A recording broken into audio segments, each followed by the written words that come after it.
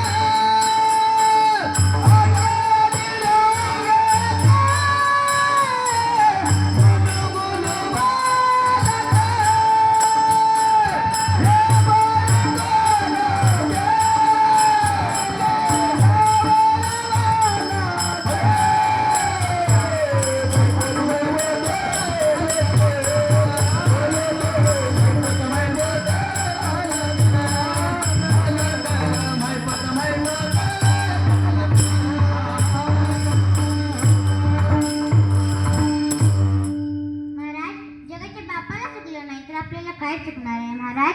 गाय वळणारा दरकेचा राजा झाला महाराज. सुदामाच्या घरी पुढे बांधायला सुद्धा फडकं नव्हतं. मला सांगा, एक झाड त्याला फुले आवली होती. त्या फुलांचा 3 हार केला. पहिला हार देवाच्या गळ्यात घातला, दुसरा हार कीर्तनकाराच्या गळ्यात घातला, तिसरा हार प्रेताच्या गळ्यात घातला. त्या झाडाचा काही दोष आहे का? नाही महाराज. खाण्यातून 3 दगडे काढली. पहिल्या दगडाची मूर्ती केली, दुसऱ्या दगडावर येथे चप्पल सोडा असे लिहिले, तिसऱ्या दगडावर येथे नारळ फोडा असे लिहिले. यात खाण्याचा काय दोष? नाही महाराज. एक विहीर त्यातलं पाणी मिरचीच्या झाडाला गेलं, पाणी कसं येईल? तिखट. त्यातलंच पाणी कारल्याला गेलं, पाणी कसं येईल? कडू. त्यातलंच पाणी उसाला गेलं तर पाणी कसं येईल? गोड. यात विहिरीचा काय दोष? नाही महाराज. महाराज, कुंभाराने 3 मडकी बनवली. पहिलं मडकं पाणी प्यायला वापरलं, दुसरं मडकं दहीहंडीला वापरलं, तिसरं मडकं प्रेत यात्रेला वापरलं. तर कुंभाराचा काही दोष आहे का? नाही महाराज. मला सांगा, एक बाप, त्याला 3 मुली होते. पहिल्या लंका गमावली, दुसऱ्या लंका कमावली, तिसऱ्याला माहीतच नाही तलाठी कधी गेला, तलाठी कधी बदलला, तो कोण? कुंभकर्ण. ह्यात बापाचा काय दोष? नाही महाराज. विठ्ठल.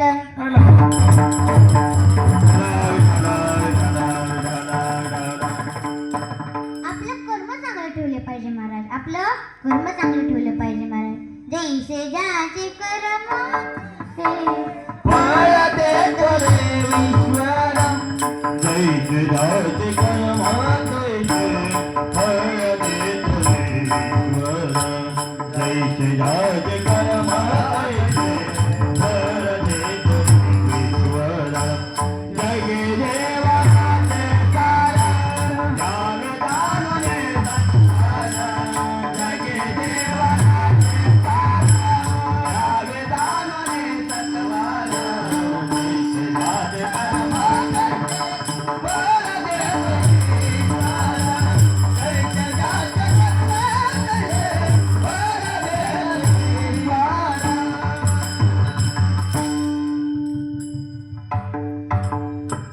महाराज. आपण कर्माला घाबरलं पाहिजे, कारण शिव्या किंवा ओव्या, स्तुती किंवा निंदा, आशीर्वाद किंवा शाप, आपण कर्माला घाबरलं पाहिजे. महाराज, मला सांगा, नारळाला डोळे आहेत पण तो पाहू शकतो का? नाही. कपाला कान आहे पण तो ऐकू शकतो का? नाही. बाटलीला तोंड आहे पण ती बोलू शकते का? नाही. सुईला नाक आहे पण ती सुगंध घेऊ शकते का? कांगव्याला दात आहे पण तो खाऊ शकतो का? टेबलाला पाय आहे पण तो चालू शकतो का? माणसाला सगळं आहे, त्याला माणुसकी दाखवता येत नाही, आपण माणुसकी दाखवली पाहिजे. विठ्ठल विठ्ठल.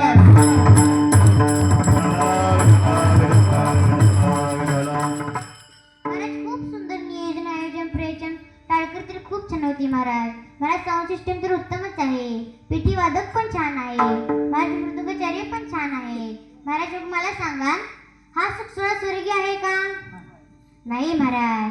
जगद्गुरु तुकाराम महाराज म्हणतात, नाचू कीर्तनाचे रंगी, नाचू कीर्तनाचे रंगी, नाचू कीर्तनाचे रंगी,